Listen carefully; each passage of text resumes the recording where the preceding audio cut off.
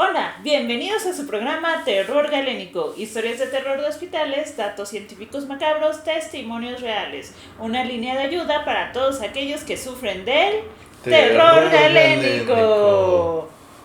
Muy bien, antes de empezar este programa queremos agradecer a Billions el permitirnos seguir haciendo este podcast. Ok. Ahí hay una historia que no se echa, pero... Pero okay. continúe. Sí, continuamos, sigamos a... Terror galénico. Historias de terror de hospitales, datos científicos macabros, testimonios reales. Una línea de ayuda paranormal para todos aquellos que sufren del terror galénico. Episodio de hoy: vampiros. Hoy va a ser vampirismo, vampiros, los no muertos. Y pues vamos a empezar primero a definir qué es un vampiro. A través de la historia pues no vemos que hay en distintas culturas, en distintos continentes, siempre hay un monstruo, un ser que tiene características de un vampiro. Recordemos desde en la antigua Babilonia está Lilith, que es la reina madre de los vampiros junto con Caín. Ya después vamos a explicar más, adentrarnos más en ese tema. Pero también está en Grecia las lamias. Las lamias como tal eran brujas o seres mitológicos que se dedicaban de chupar la sangre de los niños recién nacidos. Y también de este monstruo es que era cuerpo de mujer, el resto era de serpiente y despedía un olor fétido. Aquí pues en México, en Mesoamérica, está la Tlahuepuchi. Una mujer que en el día puede andar entre seres humanos de aquí para allá, pero cuando llega la noche tiene la facultad de poder desarmarse, se pone patas de guajolote y con eso emprende el vuelo y, como hemos hablado de otros mitos, va por los recién nacidos o las personas no bautizadas que no están bajo la protección religiosa de, pues como lo conocemos hoy en día, ¿no? Fíjate que es muy interesante la idea del vampiro porque es un mito que yo creo es sumamente universal. En todos lados hay vampiros, o sea, en todas las culturas, en todas las sociedades hay historias de seres, ¿no? Yo creo que lo que podremos homologar es que son seres que siempre te quitan algo para sobrevivir, se alimentan de ti. Creo que esa parte precisamente es lo que empieza ya a esclarecer un poco esa naturaleza del vampiro. Porque no es nada más ese aspecto como de, ay, te chupa la sangre. Eso es algo muy de los mitos occidentales, pues mayormente europeos, ¿no? Pero en todas las manifestaciones hay ligeras variaciones. Ahorita decían de esta bruja aquí en México que tiene rasgos de vampiro, pero también, por ejemplo, en China están los Yanxi o Qianxi, que son mujeres. Y estos eran muertos a los que no se les habían hecho o bien los ritos funerarios correctamente, o que se habían quedado en algunos casos con remordimientos muy fuertes. Entonces estos cadáveres, sin que pasara nada más, o sea, se empezaban a levantar. Pero algo que es muy chistoso de estos vampiros es que sí mantienen mucho esa naturaleza de cadáver. Y entonces la doctora nos puede hablar del rigor mortis. Cuando se mueren los cuerpos, desarrollan una rigidez particular.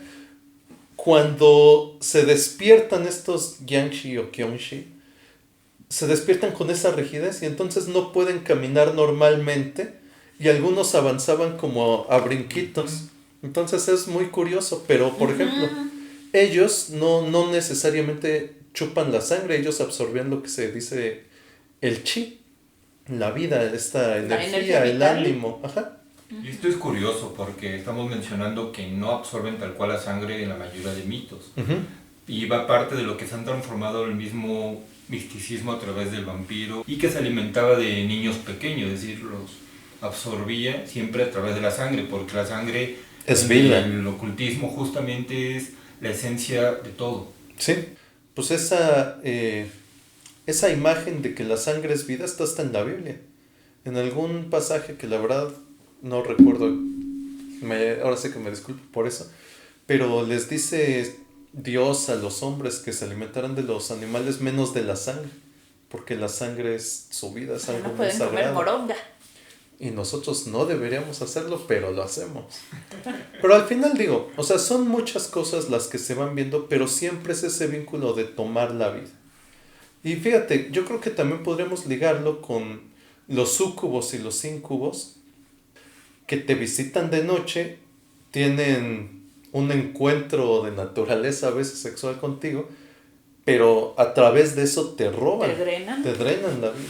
Entonces yo creo que esas manifestaciones pues sí van ligadas precisamente como a este hecho de que alguien tome lo que es tu vida, lo que es la esencia y lo que te mantiene pues vivo, valga la expresión. Y pues vamos a ver sobre todo en cuestión de la evolución del concepto, cómo llegó a través de convertirse el clásico vampiro. Recordemos que el mito en sí del vampiro y del vampirismo surgió en la región de los Balcanes. Fue donde se evolucionó este concepto del vampirismo y el vampiro. Y esto se originó principalmente el año de 1725. Recordemos que el Imperio Otomano invadió y gobernó la zona de los Balcanes. Sí. Entonces se supone que había lo que era Austria, el Imperio Austrohúngaro, fue el que dominó esa parte cierto tiempo de la historia. Aquí llegó una noticia de un pueblo, sobre todo en Serbia fue dominado por Austria, de un hombre que había fallecido y 8 días después se había visto caminar justamente en las calles de Serbia. Ese hombre se llamaba Peter Blagojevic. Y pues ya lo habían visto, que el hombre que lo habían encontrado sorprendido, eso dice el escrito que fue enviado a Austria, con sangre y matando a una persona, pero devorando su sangre, llena de sangre. Posteriormente, ahí se estuvo nutriendo el mito. ¿Por qué? Porque en esta región, tanto en Polonia, en Rumania, en Eslovaquia, hay un ser en común. En Eslovaquia se llama Upir, en Polonia Wojcicki y en Rumania Strigoi, que es un ser, aquel ser que se levanta de los muertos y se dedica a drenar la sangre de las personas. O sea, es como un monstruo como tal. Posteriormente, ya en América, esto ocurrió igual que es Rhode Island, en Nueva York, en apenas las colonias que estaban siendo fundadas, estaba la familia Brown. Y esto es un tema muy curioso porque a partir de ahí se basó Bram Stoker de hacer la leyenda de Drácula. Bueno, ¿de qué hablaban? Estaba la familia Brown. Primero falleció la mamá y después los demás empezaron a enfermarse. Se enfermó primero la hija menor, que su nombre era Mercy Brown. Ese nombre es importante. Ya que vieron que Mercy Brown la exhumaron y vieron que su cadáver estaba íntegro. O sea, no había putrefacción, no había nada que destruyera ese cadáver. Y dijeron, pues puede ser porque, uno supone, pues es Rhode Island, Nueva York, hace frío, se pudo haber concentrado mejor conservado el cadáver o algo por el estilo, pero no, en realidad fue enterrada en verano y todos los cadáveres estaban putrefactos, o sea, menos el de él. Y después empezó a enfermar su hermano. Lo que creyeron allá era que en realidad era Mercy que se levantaba y drenaba la energía de su hermano o la sangre de su hermano, porque él empezó a estar pálido, sin energía. Recordemos la época, los años, al final esto seguía siendo el siglo XVIII. Y hasta que dijeron, no, pues vamos a desenterrar, y como la mayoría de ellos tienen las tradiciones europeas, de Europa Central, vamos a Estacan el corazón. No, degollarla. Okay. Y toman su corazón, lo licúan y se lo dan como un brebaje al niño para que se curase de ese mal vampírico. Wow. ¿Qué pasó con el niño? Se murió. Se murió más. Y así era una amenaza de que, es que todos se están muriendo, pero no saben qué pasa. Y aquí era algo llamado tuberculosis. Wow. En realidad era la tuberculosis que se estaba generando. Y al comerse el corazón se infectaban todos. Pues sí. Además de que, digo, comerse un corazón que no estuvo refrigerado de un cadáver que llevaba cierto tiempo, aunque en apariencia se vea bien, o sea, la moraleja es no coman carne que no está refrigerada, amigos. Muy importante, muy importante. Y digan no a la tuberculosis. Y pues esto fue algo, o sea, al final estas creencias que se desarrollaron, nos regresamos al pasado en lo que es Europa. ¿Qué azotó a Europa? Pues, ¿qué no azotó a Europa? Digo, es que hay Bueno, muchas ¿quién cosas. destruyó más del 70% de la población en Europa? La peste. La peste, pues Sí, al final claro. eran enfermedades, tal vez en ese tiempo no se veía que era es una bacteria lo que está infectando, Es que es la justamente peste. creo que el mayor pecado que hacemos nosotros es intentar explicar lo que ocurrió en otras circunstancias y tiempo a través de los ojos de la modernidad. Sí.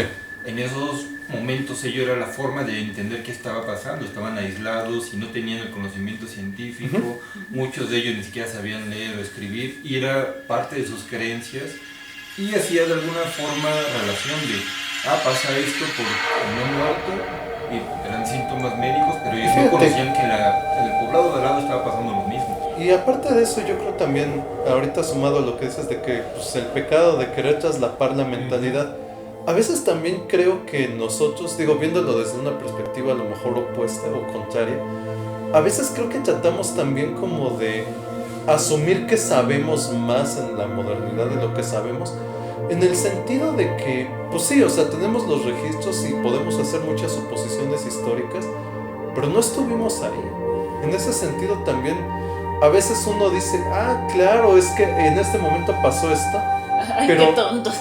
pero cuando tú lo ves a posteriori y todo, pues siempre es muy fácil. Y además, digo, esto es terror galénico. A eso vienen, amigos. ¿Qué tal si sí había otras explicaciones de algún modo?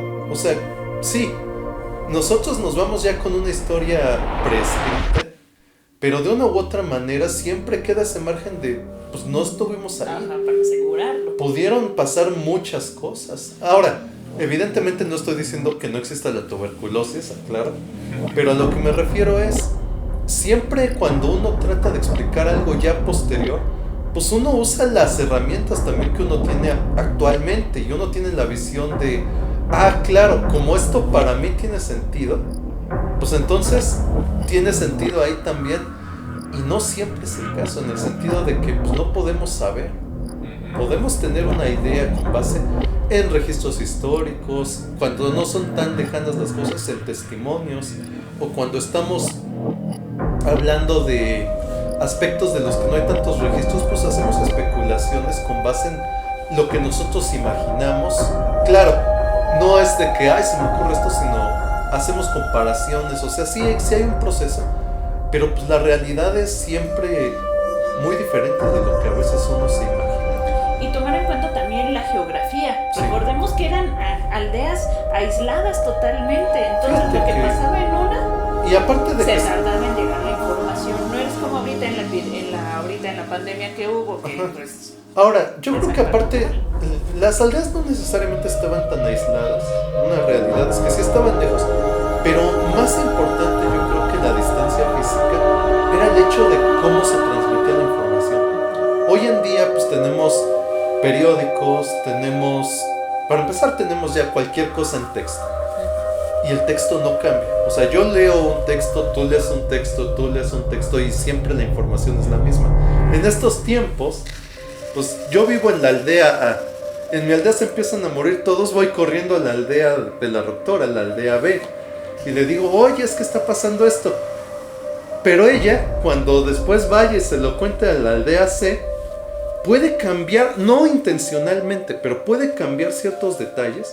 Y entonces la información también se va volviendo... Transversando, teléfono descompuesto. Exactamente. Entonces, más allá de la distancia o que fueran aldeas aisladas, Creo que también el hecho de que todo era oral propiciaba que cambiaran pues muchísimos hechos, ¿no? Que se convirtieran en leyendas o se convirtieran por lo menos en ideas diferentes de lo que realmente fue. Y aparte de la comunicación, del entendimiento de lo sucedido, pues era lidiar un poco en el tedio. Y cualquier nueva historia, cualquier nueva noticia era como un poco el imaginario que quería crear en ellos. El entretenimiento. Había una muerte en la aldea de al lado con ciertas circunstancias, y llegaba hacia acá y a pesar de que no había algo, pues que ellos dijeran, ya llegó también esa plaga, empezaban que deben ser monstruos y empezaban a hacer, el imaginario creaba toda una historia en contorno a lo que realmente estaba sucediendo. Y es que es como pasa ahorita en redes sociales, pues todos buscamos likes, todos buscamos vistas, y en ese sentido, pues si yo llego y cuento la misma historia que el otro, pero yo quiero llamar más la atención que el otro que ya la contó, ¿qué hago? Pues la voy a hacer más interesante, voy a meter algunos detalles más. Voy a sazonar esto. Y pasaba, o sea, al final del día es parte también de nuestra naturaleza el querer pues recibir un poco esa atención y el querer también brindar algo que a la gente le llame la atención. Y pues también esto hizo evolucionar el personaje. Sabemos que Drácula sí existió, es un personaje histórico que se llama Vlad Tepes, que era más el paladín. Y pues al final igual regresamos a la época, la historia era la región de los Balcanes que estaba siendo invadida por el Imperio Otomano. Pues buscó defender, ahí digamos no eran muy diplomáticos en cuestión del Muchos tiempos. O sea, al final del día, oye, volvemos a lo mismo, ¿no? Hoy en día queremos aplicar la lógica actual. Pues en esos tiempos las guerras no eran como ahora de que se declaran, bueno, eso ya también se está empezando a quedar atrás, pero en esos tiempos pues, llegaban ejércitos y llegaban a arrasar. Ajá, y era una época muy sanguinaria. Y aquí quiero meter también a Erzsébet Báthory, la reina de Erzsébet, que es la condesa sangrienta, que era una condesa que agarraba a sus sirvientas, y se bañaba en su sangre para ser más joven. Y hermosa. Pero si nosotros nos empezamos a meter al contexto histórico de Erzsébet Báthory, es que era una reina que quedó viuda muy joven y pues era una mujer letrada, sabía de diferentes educada, era una persona poderosa sobre todo. y poderosa. Pero ¿qué pasó? Que los demás quisieron, nosotros queremos este reino. Ahí no podemos saber si en realidad fue un stunt publicitario. diciendo, no, es que es una bruja maldita. O al mismo tiempo, también ella una manera de hacerse fuerte en la mente de los demás, pues era repartir este mito de, yo soy algo más que... Y aparte, o sea, eso del maltrato a los sirvientes, recordemos la época, que no, rey. Y ahora, también aparte, pues, volvemos a lo mismo. Pues no nos llegan las historias como tal, porque en otras versiones, pues no solo eran sirvientes, sino buscaban a doncellas bellas de las aldeas que fueran jóvenes y hermosas y se las llevaban a la señora Báthory. Entonces, más allá también de todo, pues sí tenemos que recordar de nuevo, ¿no? Creo que esta ambición de tomar lo que es de alguien más, en este caso, pues la belleza y la juventud, son también lo que va dando origen a esto. Regresemos un poquito con Vlad Tepes, el emparedado. Pues él evidentemente pues recurre a una brutalidad fuerte, muy fuerte, para pues ahora sí que el hijo del dragón, porque su padre era, no me acuerdo el nombre de él, pero le decían Dracul, que es dragón en rumano. En ese dialecto antiguo del rumano era Dracul, dragón, y él era Drácula, el hijo del dragón o el dragoncito. Pero entonces bueno, él recurre a esta brutalidad para resistir una invasión. Y de nuevo, ¿qué hace? Toma la fuerza del enemigo, digamos, para hacerla suya. Entonces todo este viaje, ahora sí, Noten que nos estamos concentrando en la parte de los Balcanes, porque ese es el mito que se va a volver más universal ya en la modernidad. Pero esa parte siempre de, ok, ¿hasta dónde está dispuesto a llegar un hombre o una mujer, pero un ser humano, para obtener algo? Es lo que yo creo también va a empezar a definir el mito. O sea, recordemos Drácula, la novela, leanla, o vean alguna buena adaptación, si hay. Pero bueno, ¿qué hacía él? O sea, él invita gente, hace que la gente se acerque, y luego ya que los tiene cerca, es cuando empieza él a absorber. Puede ser riqueza, puede ser la vida, puede ser la sangre, pero siempre es esta idea también de, ok, establecer una proximidad para poder entonces alimentar, para poder nutrir.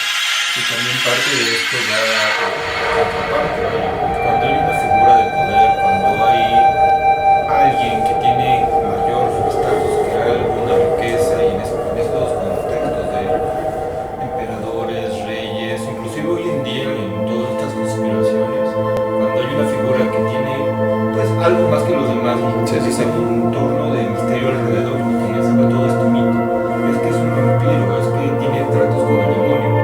¿Por qué? Porque de una manera psicológica, y que también sea un poco el alineamiento de entender que como era el rey, el opresor, el que gobernaba a los demás, el que tenía el poder de las tierras, que les estaba de esa manera absorbiendo su vida, su campo laboral, todo lo que ellos sus recursos, su vida entera, era de la figura maligna, porque me está sustrayendo, y volvemos al punto de origen del vampiro, aquel que roba lo de los demás. Sí, aquel que subsiste por lo que no es suyo. Y pues ya en la literatura, justamente como ya mencionaste, en el romanticismo, pues surge Bram Stoker, pero antes había igual, creo que la primera leyenda de vampiros fue Carmila, que era la mujer vampiro. Ese fue el primero antes que Stoker. Entonces Bram empezó a tomar tanto ese antecedente, también lo de Drácula, Vlad, y también lo que pasaba en América. Y me atrevo también a meter una cosa más. Él es el de los que empiezan a modernizar el mito del vampiro cuando introduce la figura de... El conde... No, de Van Helsing. Él era un médico. O sea, el enemigo del vampiro no es un cazador, no es un hombre así burdo. Es un médico, un hombre educado. Exacto. Y de hecho, en Drácula, la novela, se habla de las primeras veces que se habla, por lo menos en ficción, de transfusiones de sangre. Entonces ya empieza a meter estas ideas más modernas a lo que era un mito o una serie de leyendas muy antiguas. Ahí es donde empieza también a esa modernización. Entonces todo esto que él arma pues va a terminar dándole forma a un concepto ya muy claro de vampiro. Se le asocia, por ejemplo, con la nobleza, con el poder, como decía Paté. Se le asocia con esta también capacidad hasta cierto punto seductora, ¿no? Alguien que atrae, alguien que puede obtener cosas a través de cierto carisma, a través de engaños, a través de belleza, ¿por qué no? Porque incluso volvemos a Drácula, el personaje me parece que es, ¿cómo se llama esta chica la que se muere con los luces? Sí, se me olvidó el nombre, perdón. Ella, pues al principio la describen de una manera y cuando ya es víctima del vampiro, la describen de otra. O sea, se habla de que ya es una persona como menos pura, menos casta y más... No quiero usar palabras pedestres, pero es una cosa más sensual, una cosa más concupiscente. Busquen esa palabra para muchachos de vocabulario. Pero sí, o sea, algo con una orientación ya más hacia lo carnal, hacia el placer, hacia la tentación. Y aquí, entrando en todo esto del simbolismo, podemos entender esto de que la figura del vampiro siempre está asociada a la sexualidad y sobre todo al erotismo. Siempre la utilización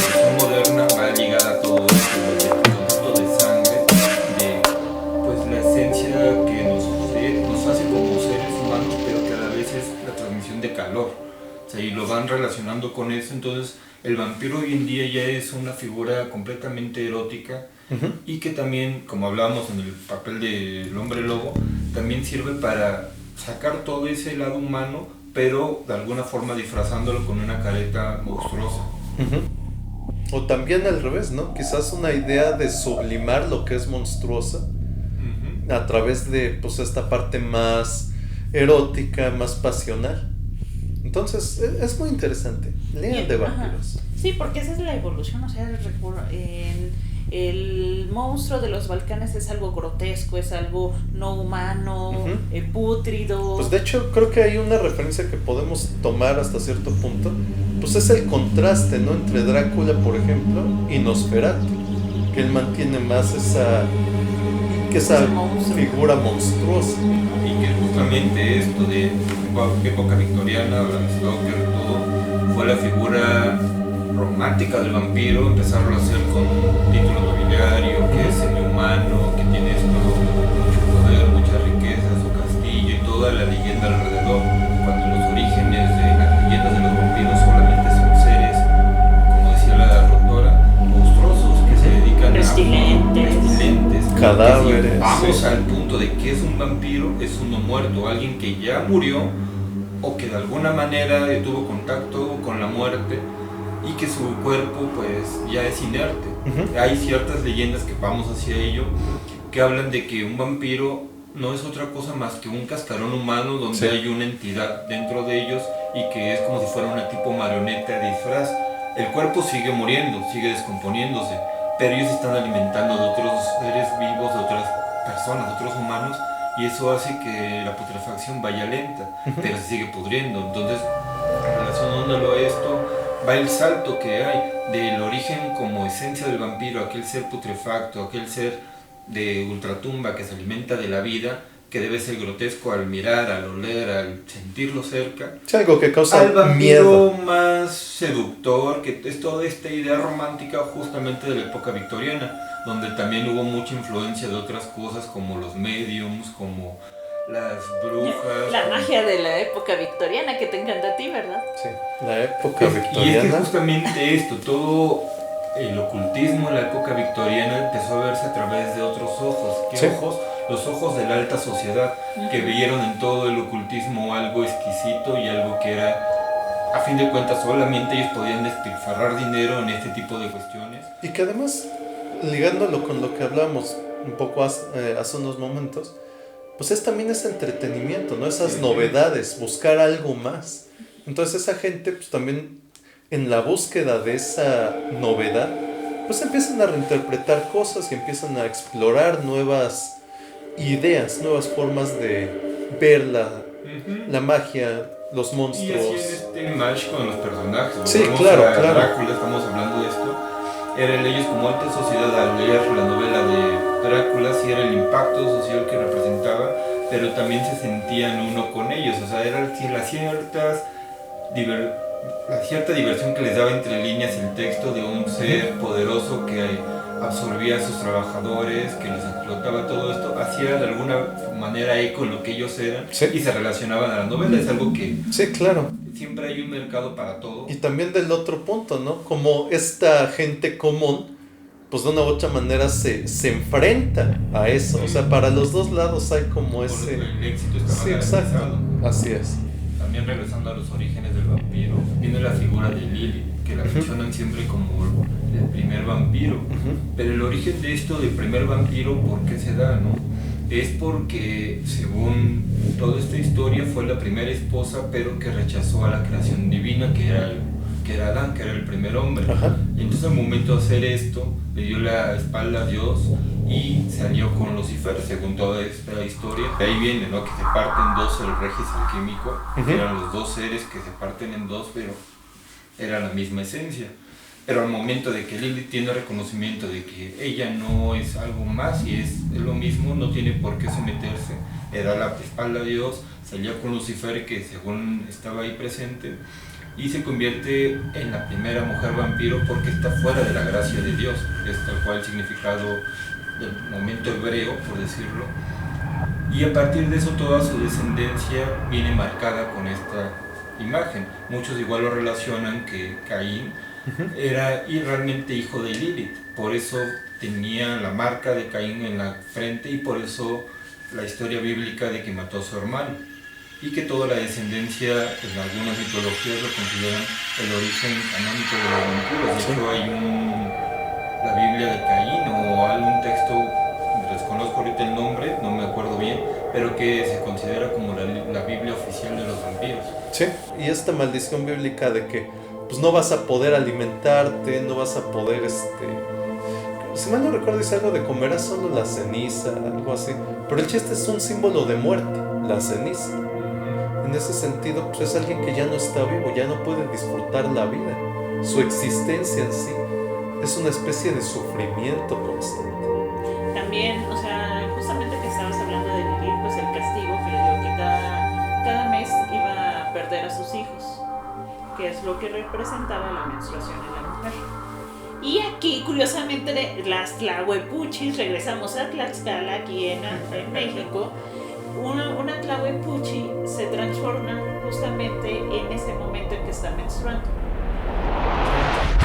Entonces, esa coincidencia y es esa creencia de que en la antigüedad, ni tanto en la antigüedad, yo creo que también todavía en algunos lugares recónditos, o por ejemplo en la India, que si una mujer no está menstruando no tiene que salir porque se considera impura y cosas por el estilo, pues van mucho de la mano. Toda esta relación, ¿no? Y volviendo de nuevo a México, yo recuerdo hace ya un año o un poco más, anduvimos ahí por Guadalajara. Estuvimos en otras cosas, igual investigando un poco. Y en el Panteón de Belén, si no me equivoco y corrijan en los comentarios, está la leyenda del conde. Del árbol del vampiro. Del árbol del vampiro, que resumiendo se la saqué un poco, habla de que era un conde, pues, vamos, con un estatus, vamos a esto, riqueza, pero que era muy peculiar, nunca se le veía... Y su origen era húngaro, aparte. Y su origen era húngaro. Que era peculiar porque no se le veía mucho de día o más que nada en la tarde, noche se le empezaba a ver, y que siempre era muy solitario, que apartado, y empezaron a correr muchos rumores al respecto. Porque enamoraba mucho a las mujeres en la fiesta, era así. Llegaban como dandy, entonces empezó a generar celo entre los otros hombres. Y volvemos a esa parte del carisma, ¿no? O sea, esa personalidad que tiene atractiva. Y como dice, la competencia con otras Claro. personas, otros hombres, ¿no? Y empezaron los rumores de que andaba con cortesanas, de que se le veía a altas horas de la madrugada saliendo del brazo con cortesanas.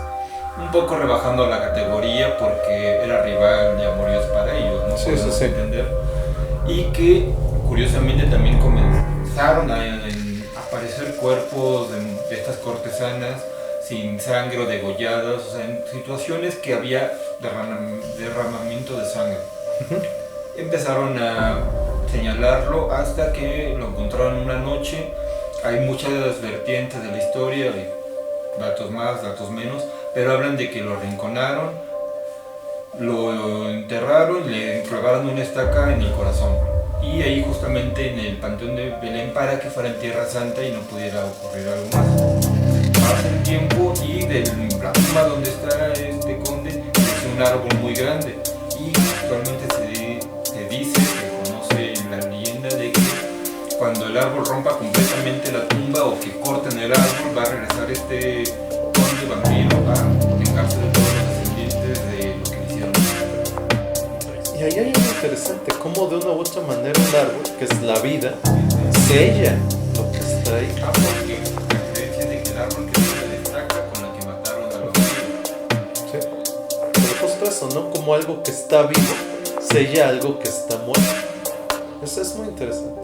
Muy bien, y ahora vamos a la sección de la ciencia en terror galénico. Muy bien, y para esto vamos a regresar a su querida época victoriana.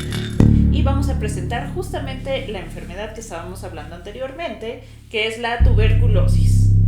Como decían, la tuberculosis hay dos diferentes en la época victoriana había dos diferentes tipos de tuberculosis, la que le daba a los ricos y la que le daba a los pobres. A los Porque así pobres es, queridos escuchas. Hasta las enfermedades son clasistas. Muy bien, es muy diferente cómo le daba a una persona pobre que estaba desnutrida, que simplemente los consumía inmediatamente, por eso se decía la consumpción.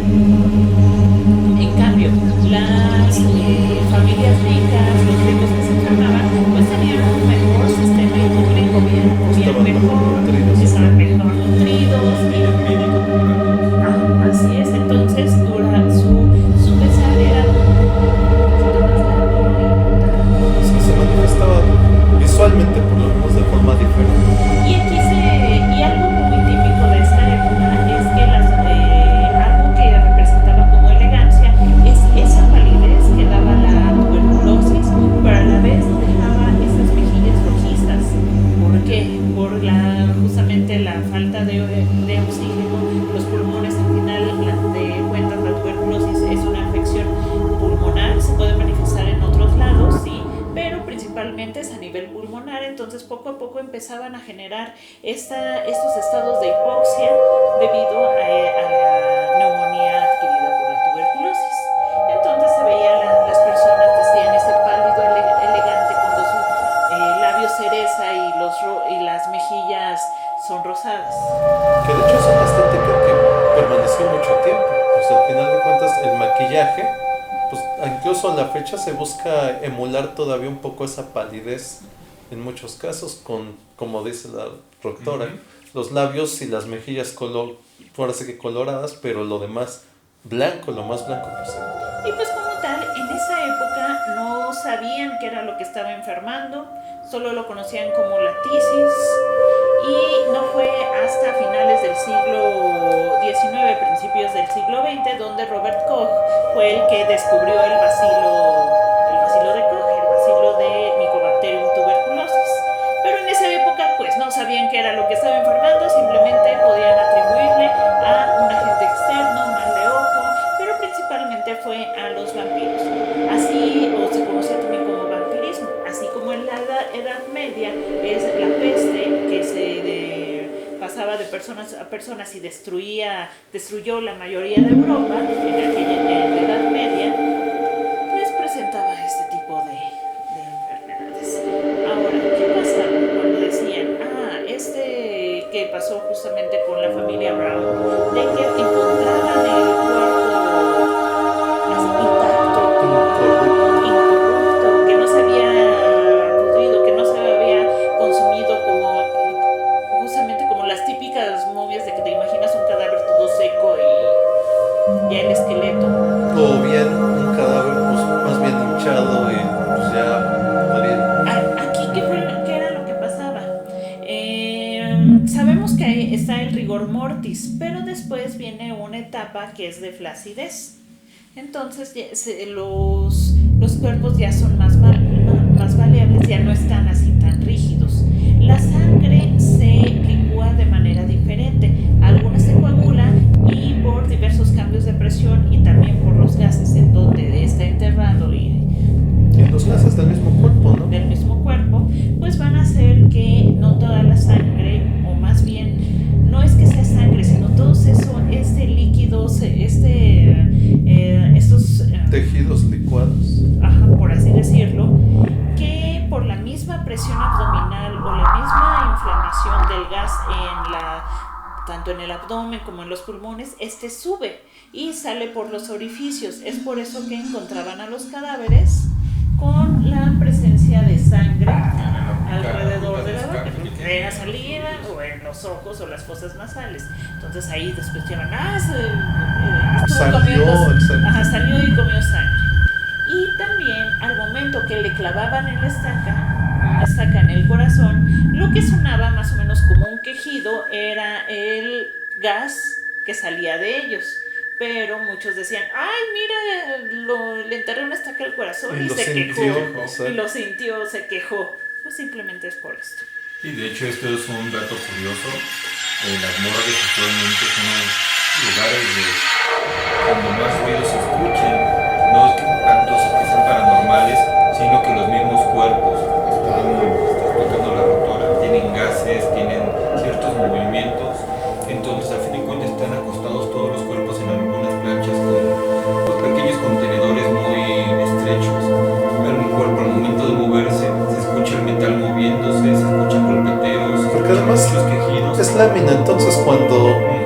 se mueve, pues todo el movimiento se suena muy grande. Y dentro de la fiscalía, de todos estos lugares, es una parte donde se hacen mucho las novatadas a los pasantes.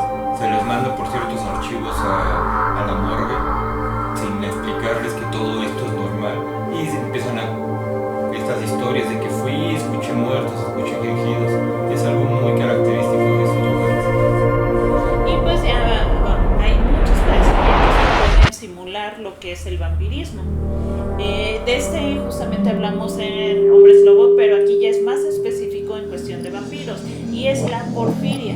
La porfiria es una enfermedad metabólica hereditaria, que la verdad es que sí es muy común. De hecho, buscamos las estadísticas en el programa de Hombres Lobo,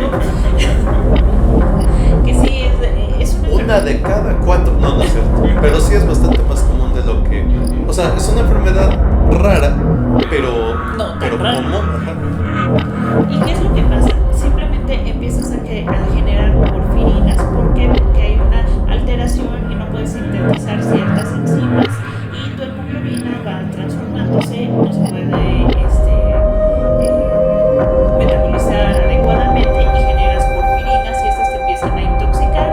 Entre los principales síntomas es que a nivel cutáneo te hace muy fotosensible. No pueden, estas personas que tienen porfirina no pueden salir a la luz del sol.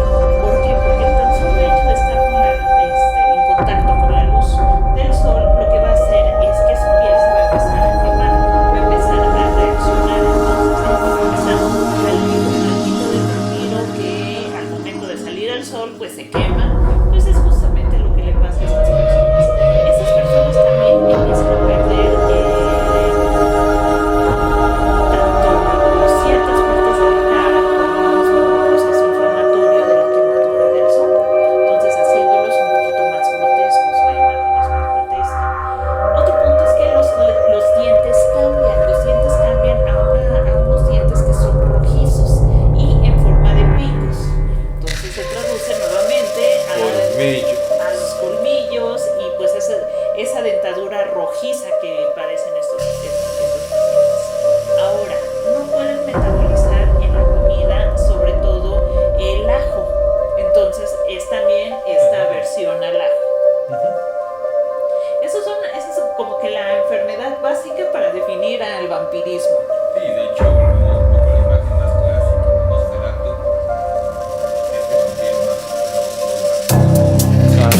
Árbol y pistache, sí.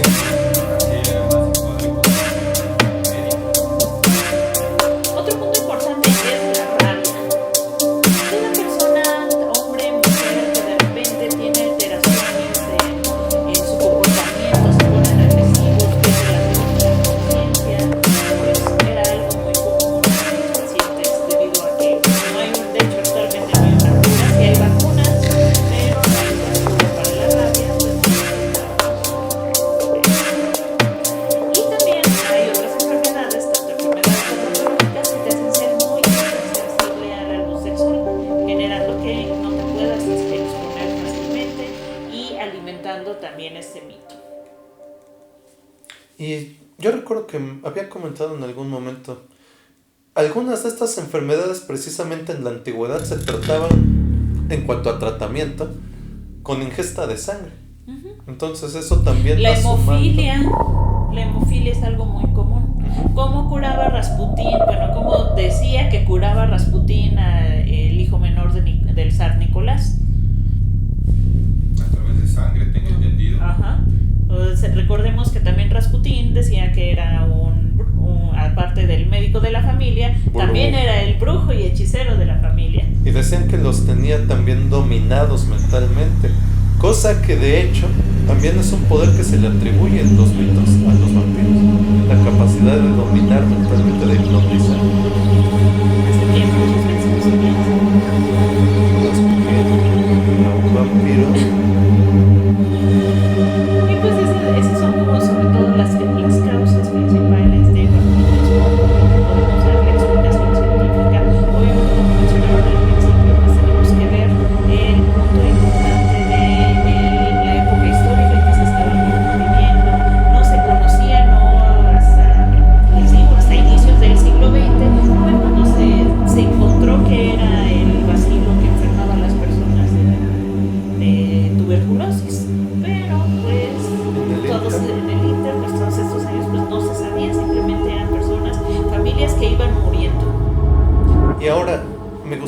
investigar una cosa. Estas enfermedades, como dijo la doctora, una de ellas, por lo menos la porfiria, es congénita. ¿Qué pasaba cuando nacían niños que ya tenían esto desde muy pequeños? Ahí nace un mito que para mí es de los más interesantes. Que son los vampiros. El mito del dampir o el dampiro. Que es con D, no con B. Exacto, y con DH. Pero bueno, ¿qué es un dampir? Pues es un bebé que nace, según la leyenda, de una madre que o fue atacada por un vampiro o procreó, se apareó con un vampiro. ¿Cómo quién? Por ejemplo, yo creo que el ejemplo más claro de la modernidad es Blade. Spoilers, si ya vieron Deadpool, ahí sale. Pero bueno, este personaje, ¿qué es lo que tiene? Todos los poderes del vampiro, pero también las ventajas de ser humano.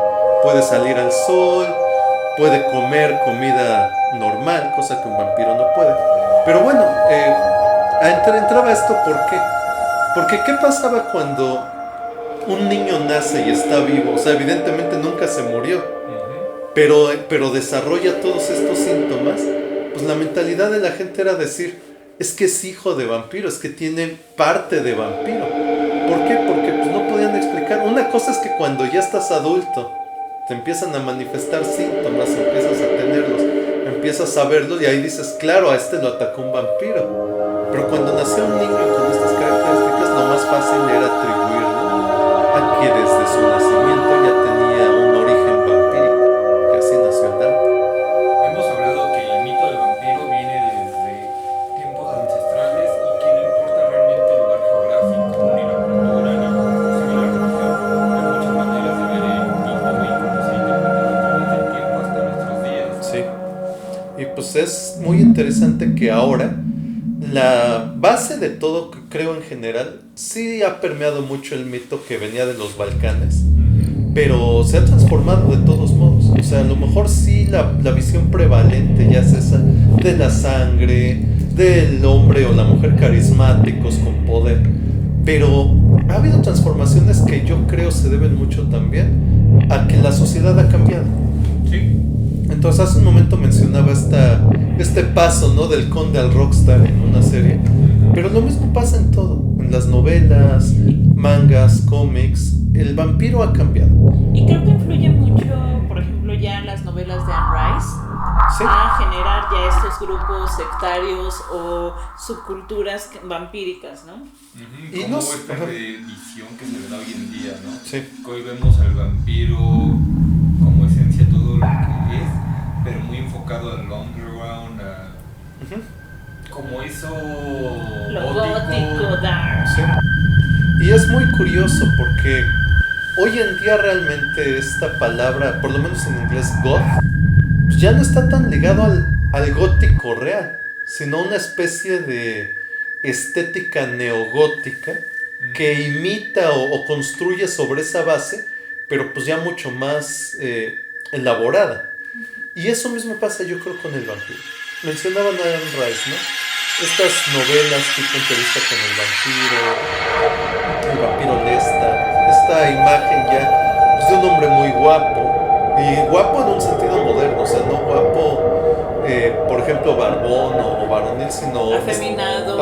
este hombre hermoso, digamos, bello, que podemos ver ya en su máxima expresión, pues desde las películas, valga la expresión, de entrevista con el vampiro. Pues, ¿a quién tenemos ahí? ¿Recuerdan? ¿Videntes? No vamos a mencionarlo, obviamente han visto la película, saben algunos quién los interpretó, los Exacto. vampiros, y que creo que fue un casting muy de acuerdo a lo que representaba. Claro. Fueron los sex symbols de Sí. la época. Y luego eso, pues va a seguir evolucionando esa misma vertiente hasta llegar a esa saga que para mí es infame, Crepúsculo. El trayecto, cómo vamos desde lo transgresor de alguna manera, lo estético, lo contra la cruz, todo esto, a una concepción ya juvenil, donde a pesar, y menciono todo esto por la autora, ella, si no me equivoco, era protestante, una variante que era un poco cerrada en cuestión de Sí. las creencias, pero metió a estos seres mitológicos como Sí. Es curioso cómo fue este cambio, ¿no? Y fíjate que algo que llama mucho la atención y que sí es digno de estudio es que el vampiro de Crepúsculo ya es un vampiro que básicamente perdió todos los aspectos monstruosos, pero también todas las debilidades icónicas del vampiro. O sea, este vampiro ya el sol... Y brilla. Ajá, o sea, hasta glitter, ¿no? O sea, pero ahora, esta parte de transformación y de cambio hacia algo más paladable, más agradable todavía, lo podemos ver también del lado de Blade. Los vampiros ya son como una idea también como, si no solo de romance, también de acción. O sea, el vampiro es un héroe. O sea, estos poderes, la parte, digamos, ventajosa, se convierte en una suerte de superpoder. Exacto. Tenemos ahora esta otra vertiente de los vampiros que son guerreros, que son súper atléticos, que son muy fuertes.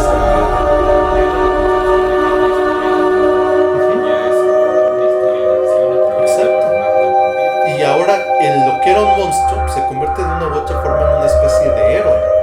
Entonces... O antihéroe, por ejemplo, Hellsing. Sí, claro. El manga Entonces... de Hellsing es muy bueno. Sí, otra interpretación y que ahora es interesante que sale de Japón y sin embargo la visión ya es la del vampiro europeo. Entonces yo creo que esta modernización parte para mí de tres aspectos: la sublimación de lo prohibido, digamos, en esta parte donde hace un momento mencionamos que el vampiro se relacionaba con la muerte, con el mal, con el dominio. Todo eso son elementos de transgresión. O sea, la misma Lilith parte de una transgresión. Y esta idea de, es que eso es lo bueno, es lo sublime. Esta admiración de lo que es prohibido. y sobre todo lo que pasa hoy en día es esta humanización de la vida. Sí, claro. En Drácula, obviamente tenía que ocurrir La historia. justamente es a lo que voy, o sea, ya hay el pre de lo que es el monstruo y se le da esta humanización de que sus acciones son fundamentadas porque la tragedia humana no le cuenta. Que es un La tragedia círculo humana perfecto. lo convierte en el monstruo, a pesar de que en el origen era algo monstruoso atacando a la humanidad. Sí, y es el círculo precisamente. O sea, tenemos el monstruo. Luego llegamos a una parte donde el monstruo empieza a convertirse en un símbolo de algo más, que sería la parte de Drácula. Luego llegamos a esta sublimación donde los vampiros son bonitos, son hermosos, son atractivos. Luego llegamos a esta parte otra vez donde es que el monstruo debió partir de algo humano. Entonces ese círculo es muy interesante. Pero ahora, para mí otro de los factores que ha generado mucho ese cambio es el entendimiento científico. Raro que lo diga yo, pero el asunto es este. Mientras más sabemos, y véanlo chat, películas, libros, cómics, mangas, cada vez hay más explicación para el vampiro, aunque en apariencia es algo totalmente ficcional, totalmente ficticio, pero ahora decimos, lo que pasa es que así interactúa la plata o el ajo con la química del vampiro. Blade 1, o sea, una de las armas que desarrolla sale de un intento de curar el vampirismo, es un suero, pero que interactúa con la sangre del vampiro y lo hace explotar la sangre. Entonces la ciencia ha también dado mucho para que el vampiro siga existiendo y se vaya adaptando.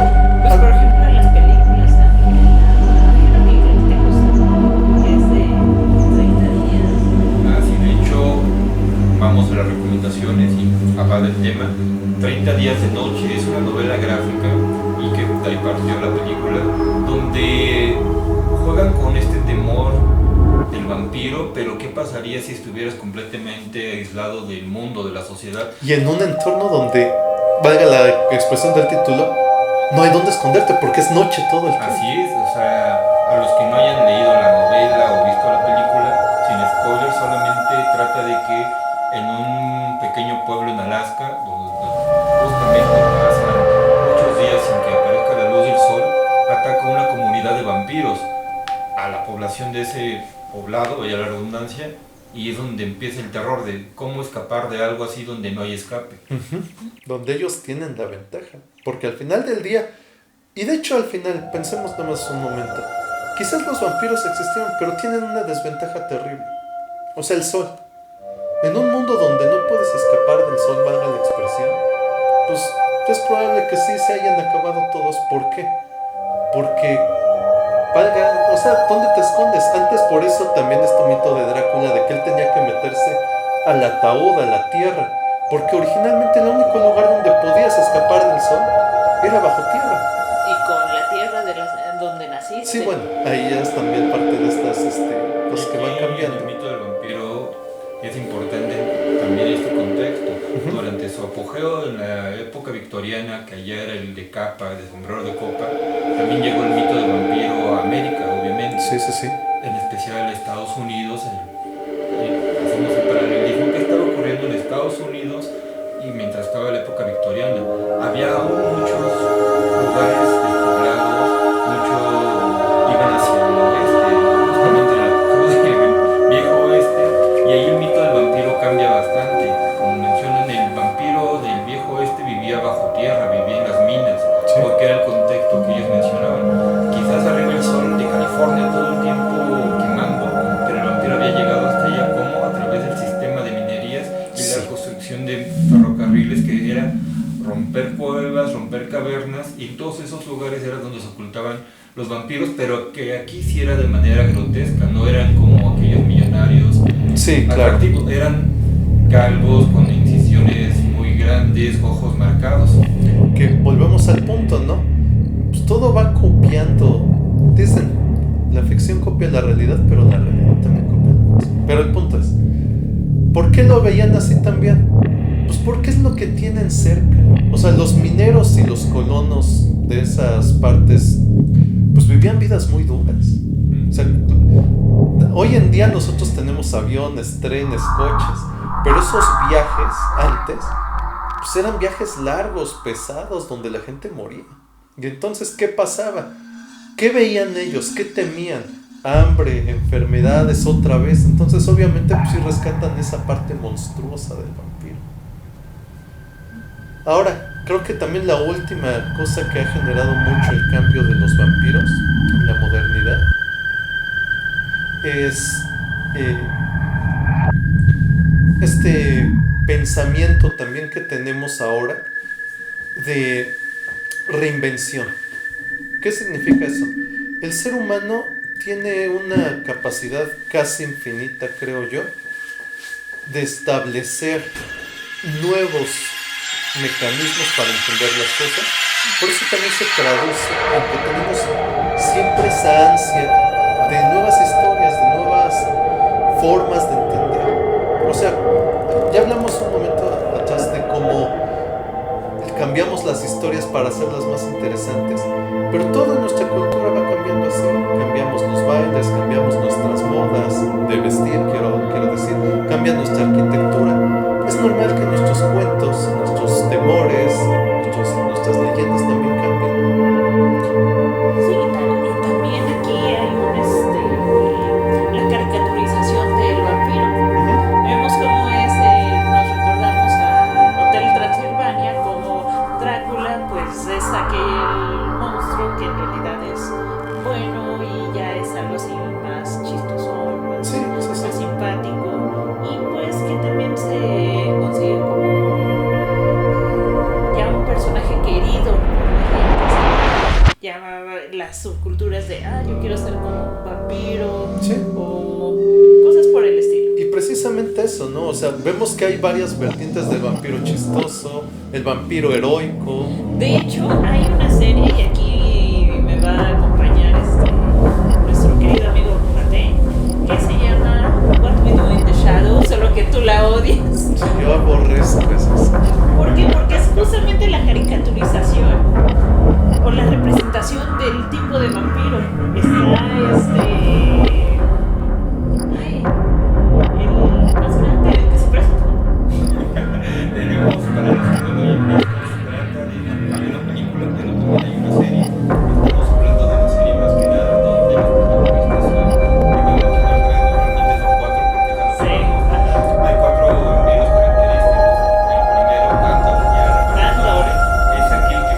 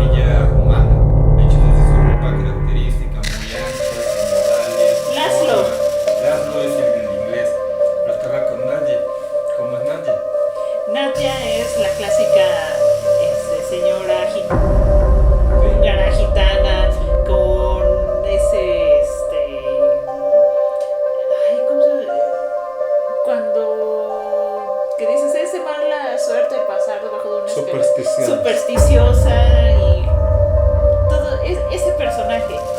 Pero también tenemos a otro personaje que sale de la serie, bueno, de las características típicas, que es el vampiro energético, que ahorita se ha puesto muy de moda, sobre todo con aquellos que dicen vibra alto y cosas por el estilo. Aléjate de Colin Robinson, que es un ciudadano promedio.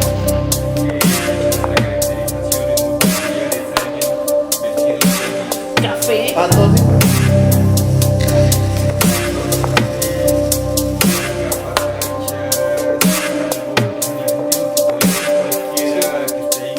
Eso significa nodino. Ahora, ahorita que mencionan del vampiro energético, este retoma una característica que fue con lo que empezamos, el que toma algo de ti. ¿Podrían explicar cómo funciona en esta caricaturización? Colin Robinson se dedica a ser incómodo y eso va a generar un estrés en las personas y le va a succionar su energía, su estado de ánimo. Si estás muy feliz, él da un comentario. Ajá, y esta incomodidad que abarca todo, Ajá, desde el y te comentario pone sarcástico, triste, y eso- el fuera de lugar, y eso o el lo que te nutre. aburre y te roba tu energía. Como tal, entonces esos dicen que es el vampiro real, que es el clásico persona incómoda del trabajo que siempre lanza sus comentarios específicos y te drena, o que solo su presencia, que es aburrido, que es plano, etcétera. Y justo eso, al final regresamos a una persona que toma algo de ti. Y también hay otra que es con la que sale Colin Robinson, que es un vampiro emocional. Como la otra parte de eso. Las típicas que se hacen la víctima de, ay, todo me pasa, todo me ocurre a mí, va y te lo cuenta y te empieza a dar todas las tragedias que le han pasado, y es así como que ya, deja, ya. Y justo eso. Ahora, vampiro emocional, en el sentido de que, pues, ¿qué te quita? Te quita... El tiempo. No, aparte del tiempo, porque pues eso también lo haría un poco el vampiro energético. Pero pues este vampiro emocional sí es así como que te drena a ti de... O sea, yo me siento bien y de pronto llega esta y me empieza a Ajá, y ya te abrumar, arruinó el día. me arruina el día, me quita el ánimo, me quita las ganas de vivir. Es que si hay gente tan deprimente que te cuenta algo y es así como que... Y al final, ¿en qué resultamos? Pues que de una Te u está otra manera, drenando. sí, y de una u otra manera, pues el vampirismo siempre se va a mantener vivo, digamos, entre nosotros. ¿Por qué? Porque se alimenta de cosas que son humanas. Y también y vamos... forma parte de lo que somos como humanos. De hecho, Exacto. hablando de la serie, el quinto de la casa, el otro personaje que era es el eje justamente- de la serie, es Guillermo, Guillermo de la Cruz. que es un personaje pues que él desde pequeño buscó o quiso ser vampiro, los idolatra, y por eso Ajá. cuando hubo Tenía la su póster vacante, tiene al lado su póster de Antonio Banderas, se disfrazó de Antonio Banderas porque por ser latino, pues Sí, lo claro. representa. ajá, y entonces se siente parte de la familia de vampiros desde el lado como un poco igual a parodia a todos aquellos seguidores, o sobre todo nosotros como humanos que nos encanta el mito del vampiro. Sí. Y aparte, ¿qué personaje representa? A Renfield. A Renfield, el clásico compinche, pero más que compinche, como que para no verme- Secuaz. secuaz de Drácula, del vampiro líder. Ujú. No, y ahí lo mencionan como su amo. Su familiar. Su Su familiar, familiar. exacto. Algún día hablaremos de lo que son los familiares en varios contextos. Y pues que le está rindiendo idolatría, y pues regresamos a esta idolatría que tiene el ser humano. Aquí, pues esta fue una experiencia que nos pasó cuando fuimos a Nueva Orleans. Recuerden que en Nueva Orleans, gracias a Annie Rice, a todos esos, Y a la mezcla cultural, ¿no? Tan peculiar que hay ahí en Nueva Orleans. O sea, realmente ahí se ha juntado cultura latina, francesa, Francesa, bueno, europea en general, ajá, pero francesa muy fuerte americana. y negra. Y pues algo típico de ahí son las historias de los vampiros. Y cuando vas a Nueva Orleans, tomas un tour, y la mayoría son tours de los vampiros. ¿Y qué nos pasó esa vez? Antes de ir a tomar ese tour, nosotros fuimos a turistear ahí. Hay un café que se llama Café de los Vampiros. Este café, o sea, sí, tú puedes entrar, tomar tu café, no hay problema.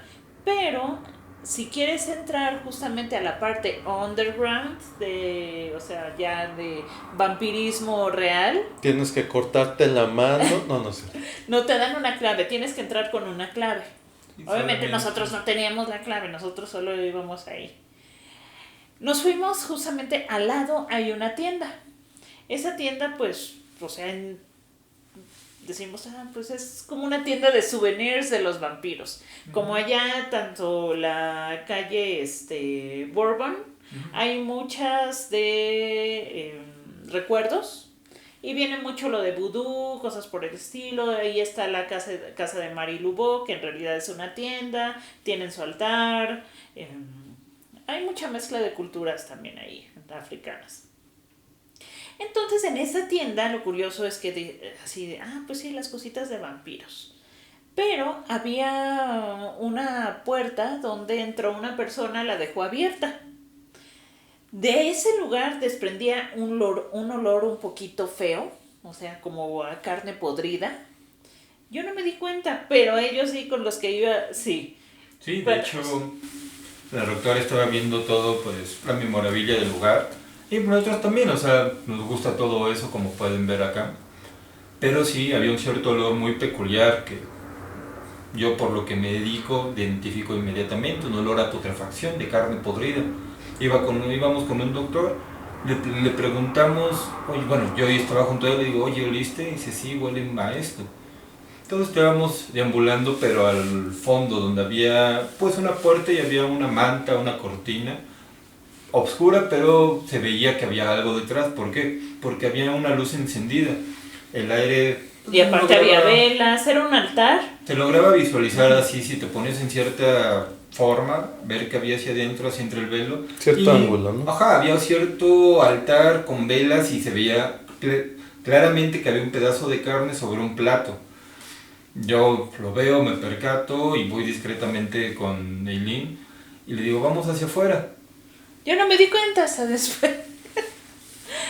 Y pues eso, ya después nos fuimos al tour y lo que decían es que el problema de allá es que en realidad sí hay sectas vampíricas, no que sean vampiros, pero son gente que se cree vampiro y pues realiza ciertos sacrificios, tanto a animales, pero también a personas. Por eso es que allá tanto los que se pasan de copas de alcohol o tienen un estupefaciente, a veces desaparecen. ¿Por qué? Porque estas mismas sectas lo agarran para hacer rituales. Y pues los Interesante sería desviven. pensar, ¿y si fueran vampiros? Eso es lo que ustedes deben de decidir ahora, amigos. Igualmente que estén pues siempre alerta de todo. Sí, también eso sí. En los viajes cuídense. Y pues vemos en la actualidad, bueno, ya algo más moderno, pues está que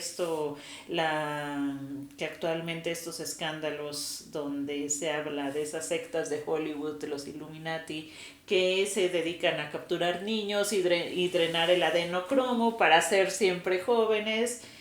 Y pues esto sería una característica del vampirismo. No lo sabemos. Pero pues... De hecho, nada más para rematar eso, en algún lugar, nada serio, en algún lugar de internet, leí que precisamente el adenocromo era lo que, según teorías, los vampiros se alimentaban de eso. Pero en ese tiempo la gente no lo sabía, creía que era la sangre en general, pero no, es el adenocromo. Y ahora ya refinaron el proceso para extraer solo el adenocromo. Pero bueno.